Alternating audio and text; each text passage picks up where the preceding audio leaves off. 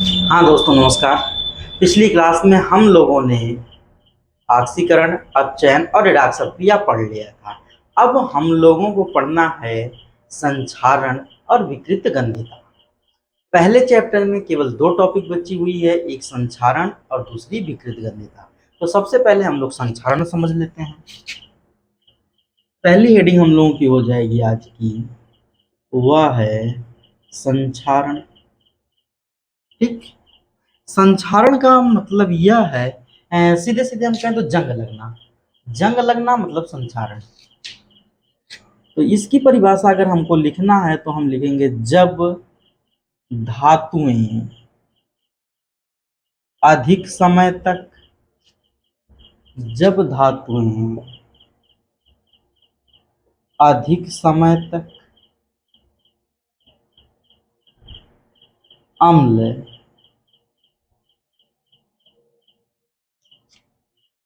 इधर नहीं दिख रहा, जब धातुएं अधिक समय तक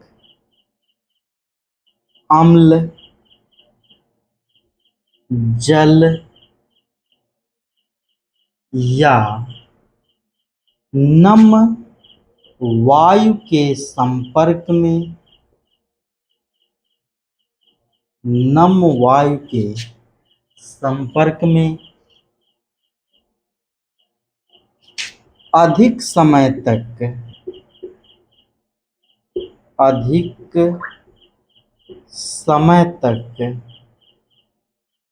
रहती हैं तो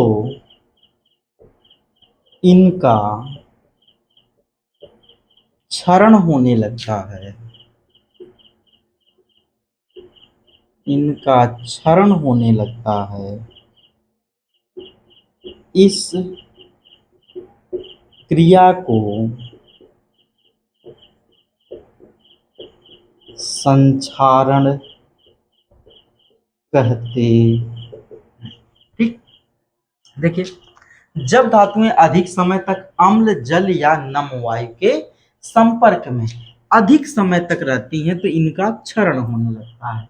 क्षरण का मतलब समझ लीजिए कि गलने लगती है, और विज्ञान की भाषा में कहें तो इनका ऑक्सीकरण होकर के ऑक्साइड बनने लगता है, यानी धातु धातु ऑक्साइड में परिवर्तित होने लगती है। तो इसी को कहते हैं क्षरण होना। ठीक। या अपने सामान्य भाषा में समझने के लिए कहें तो गलने लगती हैं। इस क्रिया को संक्षारण कहते हैं। अब क्रिया देखो कैसे होती है बेटा। जैसे लोहा है, तो लोहे को अगर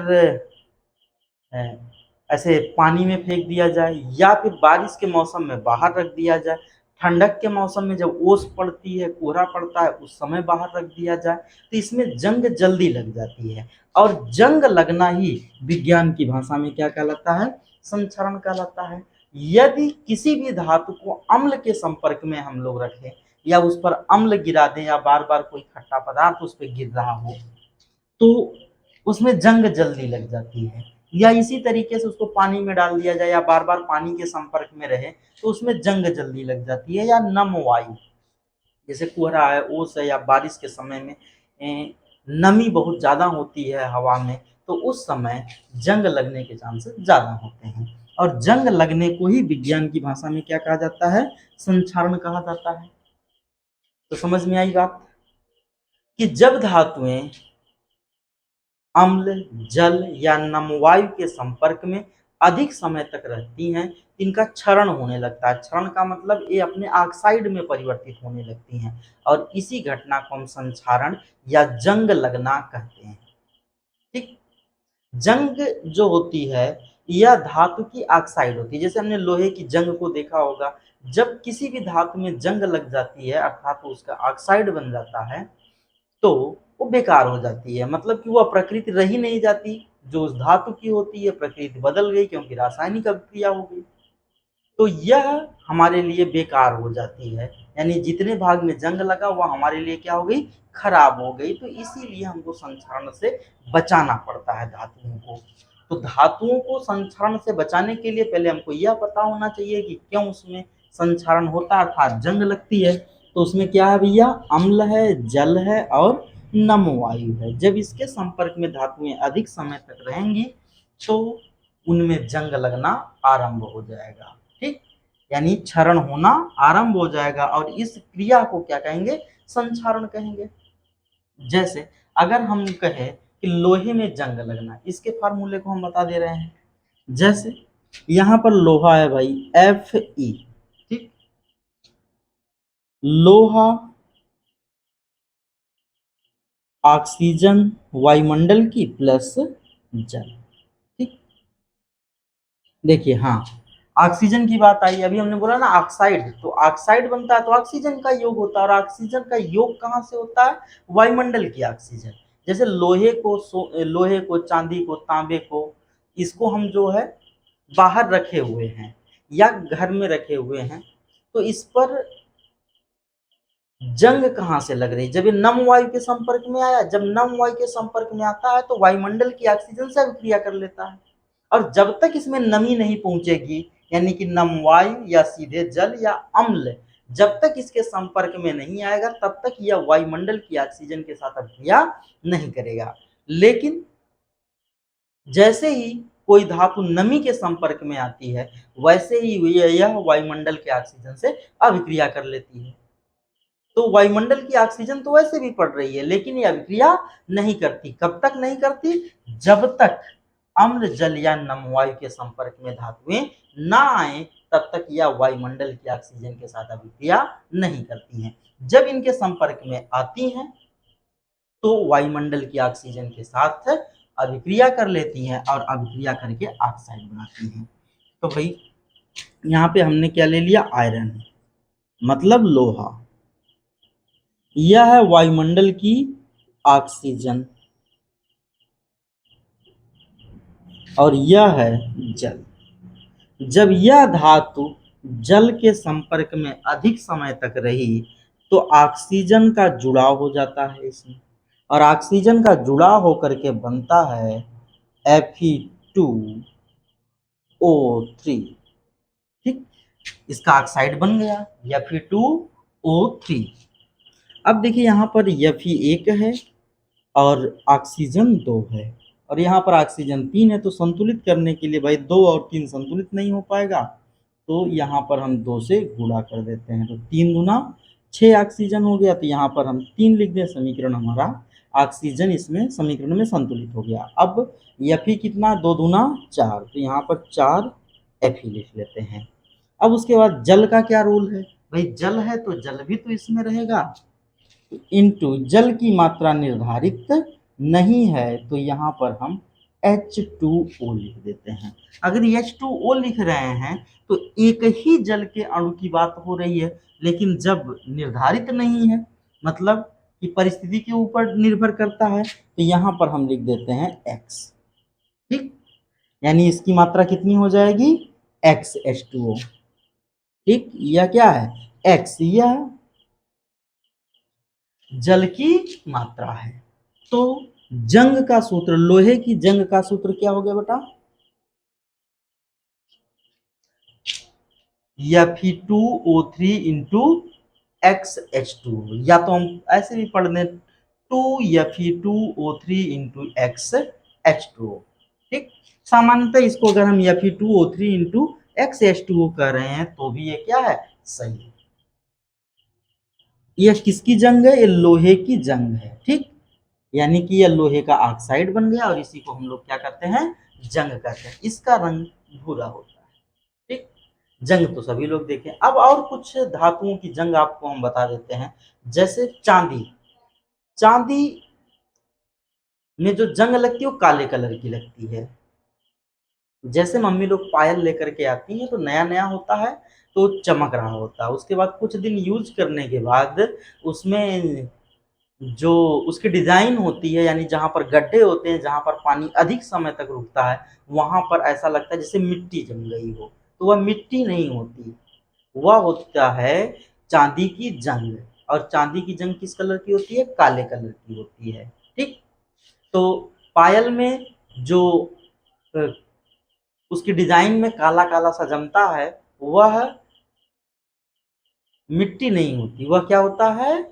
वह सिल्वर ऑक्साइड होता है, और सिल्वर ऑक्साइड का रंग कैसा होता है? काला होता है। ठीक, तो चांदी की जंग किस कलर की हो गई भाई? काले कलर की हो गई। आपके घर में तांबे के बर्तन होंगे, तांबा मतलब कापर, कापर के बर्तन होंगे, तो उसमें जब पानी हम लोग रखते हैं, यूज कर रहे होते हैं, ज्यादा समय तक पानी रखा गया, तो हम देखते हैं कि उसमें हरे हरे कलर का जम जाता है, ऐसा लगता है जैसे काई लग गई हो।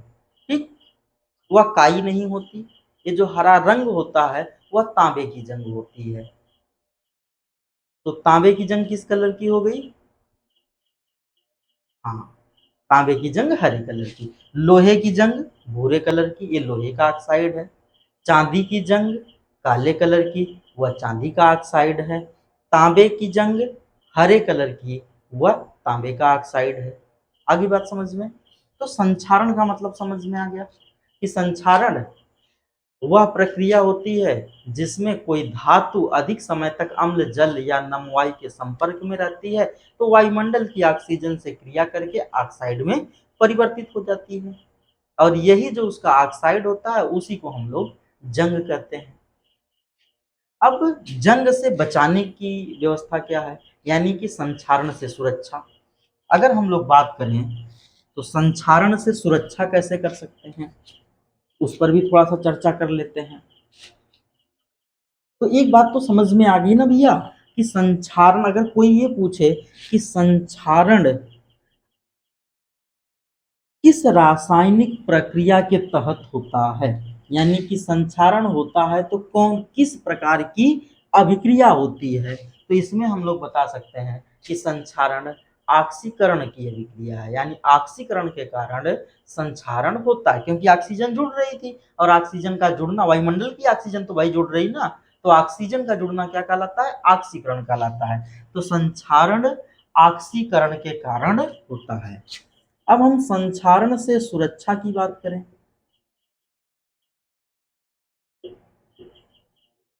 देखिए, संक्षारण से सुरक्षा मतलब अपनी भाषा में कहें तो जंग लगने से धातुओं को कैसे बचाया जा सकता है।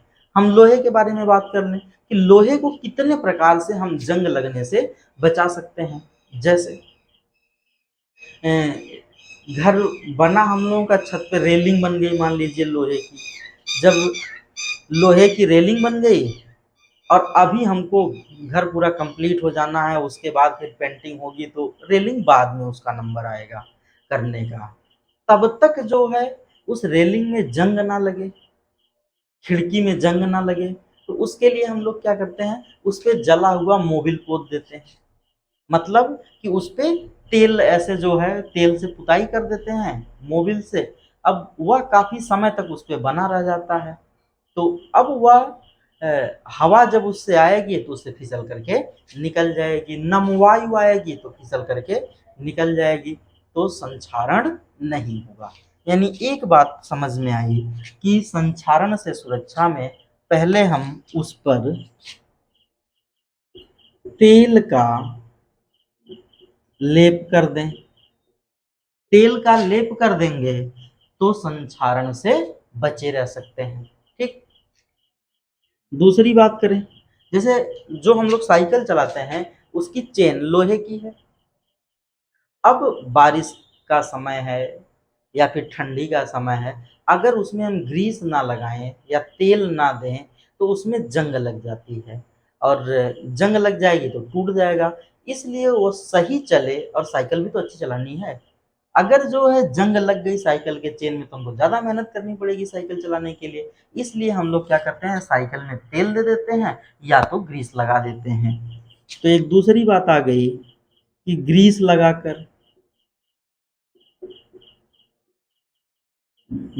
लगाकर भी हम लोग धातु को संक्षारण से बचा सकते हैं। तो एक हो गया तेल का लेप, दूसरी बात हो गई ग्रीस लगा करके। ठीक, आ रही बात समझ में?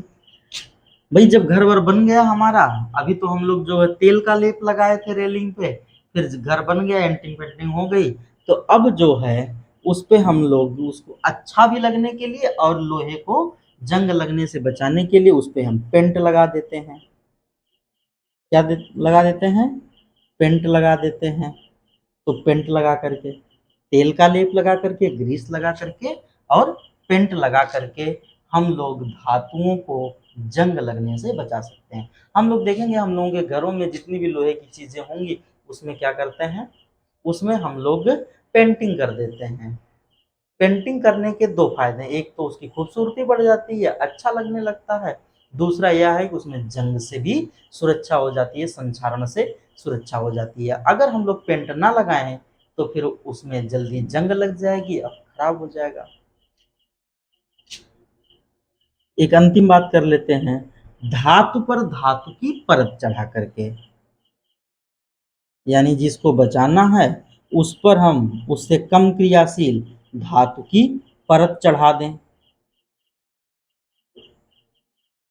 तो भी जो हम संक्षारण से इसकी सुरक्षा कर सकते हैं। आगे बात समझ में कि अगर धातु को या लोहे को, लोहा एग्जाम्पल लेकर के समझ लेते हैं कि लोहे को अगर हम लोगों को जंग से बचाना है या किसी भी धातु को जंग से बचाना है तो उस पर तेल का लेप लगा दें, ग्रीस का लेप लगा दें, पेंट कर दें या उस पर किसी उससे कम क्रियाशील धातु की परत चढ़ा दें जिससे संक्षारण से सुरक्षा हो सकती है। ठीक। अब इस चैप्टर की जो लास्ट हेडिंग है वह है विकृत गंधिता। क्या है भाई? विकृत गंधिता।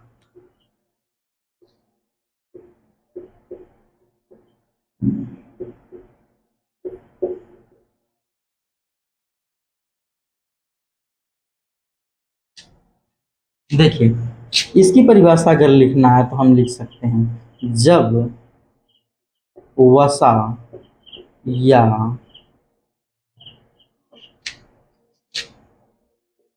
तेल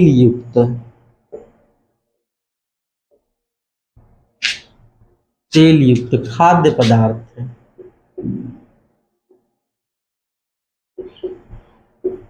अधिक समय तक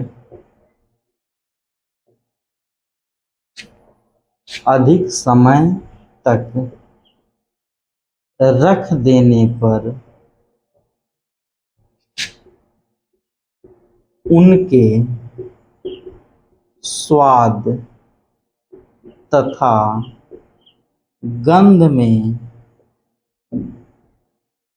परिवर्तन, जब वसा या तेल युक्त खाद्य पदार्थ को अधिक समय जब वसा या तेल युक्त खाद्य पदार्थ अधिक समय तक रख देने पर उनके स्वाद तथा गंध में परिवर्तन हो जाता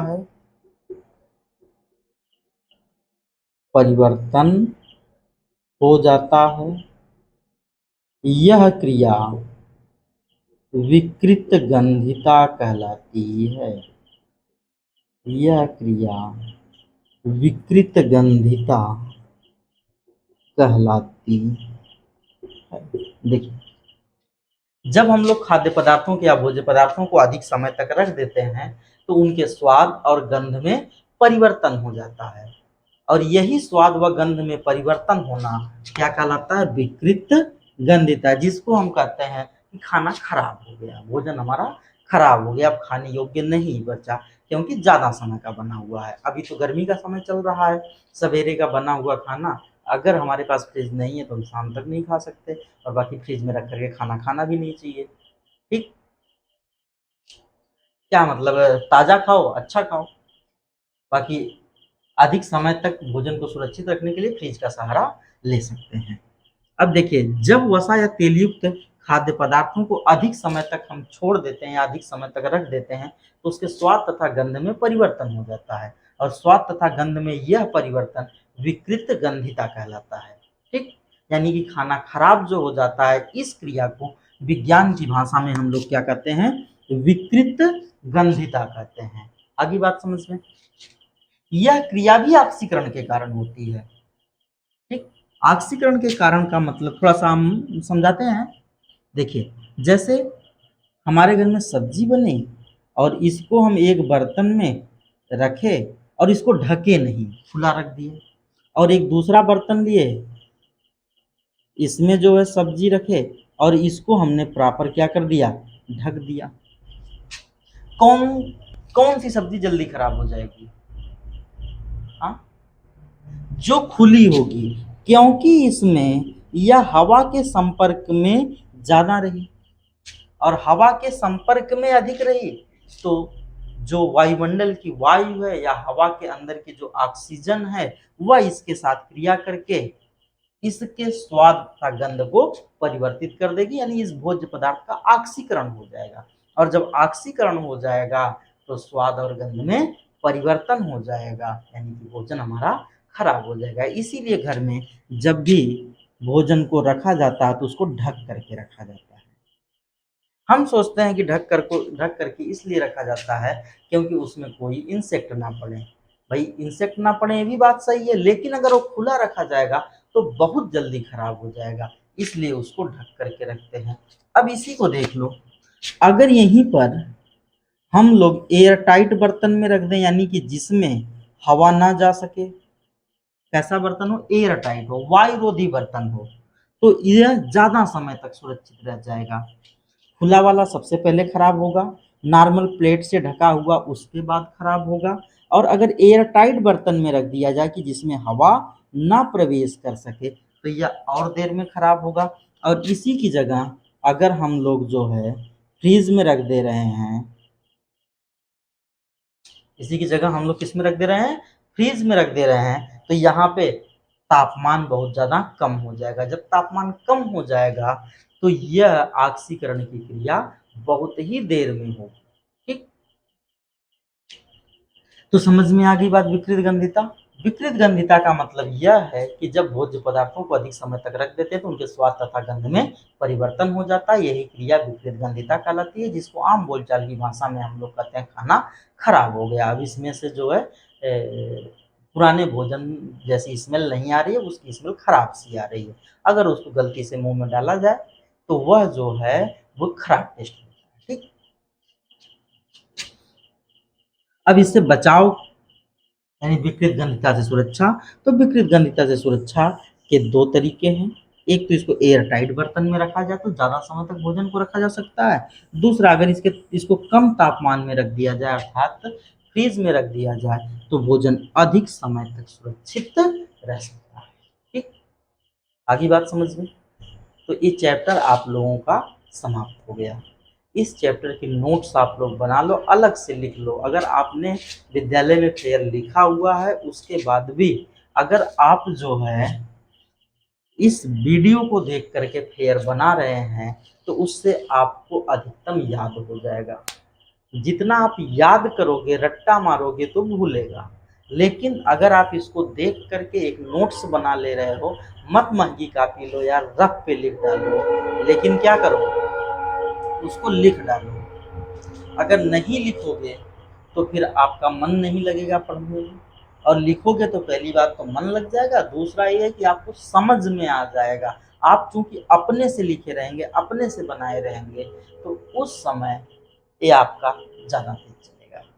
ठीक, बाकी अभी आपको हम 1-2 दिन की टाइम देते हैं, कम से कम 2 दिन में आप लोग फेयर बनाकर बना लो, कंप्लीट कर लो। उसके बाद मैसेज करो, चाहे वीडियो पे कमेंट कर दो, चाहे जो है व्हाट्सएप पे कमेंट कर दो कि हाँ फेयर कंप्लीट हो गई। फिर 1-2 दिन बाद हम जो है दूसरा चैप्टर स्टार्ट कर देते हैं। जिन जिन लोगों की जो भी वीडियो बची हुई है देखने के लिए उसको आप जो है कंप्लीट कर डालो।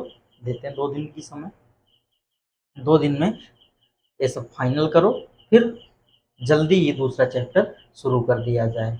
अगर आप कल मैसेज कर दे रहे हो कि हाँ कंप्लीट हो गया है फेयर, हम जो है परसों शुरू कर देते हैं। लेकिन बेटा फेयर जरूर कंप्लीट करो, फेयर नहीं कंप्लीट करोगे तो फिर मज़ा नहीं आएगी। वीडियो देखो और फेयर बनाओ। बाकी जो दोस्त आपके नहीं जुड़े हुए हैं उनको जोड़िए, मैसेज करिए, हम जोड़ देंगे। बाकी या तो उन पे वीडियो शेयर करिए, चैनल को सब्सक्राइब कर लेंगे तो जैसे वीडियो जाएगी उन पे मैसेज पहुँचने लगेगा। आगे बात समझ में। हाँ, मज़ा आया तो लाइक वाइक कर दिया करो भाई, तुम लोगों के अलावा भी और लोग देखते हैं तो लाइक कर दो, शेयर कर दो, लेकिन ज़्यादा से ज़्यादा लोग जुड़ो यार, ज़्यादा से ज़्यादा लोग पढ़ो, नोट्स बनाओ। नहीं तो गर्मी की ये जो छुट्टी है बेकार चली जाएगी, कोई मतलब नहीं निकलेगा। बोर्ड परीक्षा देनी है तो बोर्ड की तरीके से तैयारी करनी है, मतलब एकदम 100% अपना देना है और इस बार अच्छे नंबर लाने हैं। तो जल्दी आप लोग मैसेज करिए। फेयर कंप्लीट हो गई, पहला चैप्टर हमने लिख लिया और उसके बाद दूसरा चैप्टर स्टार्ट करते हैं। ठीक, मिलते हैं फिर अगले चैप्टर में। तब तक के लिए टाटा बाय बाय।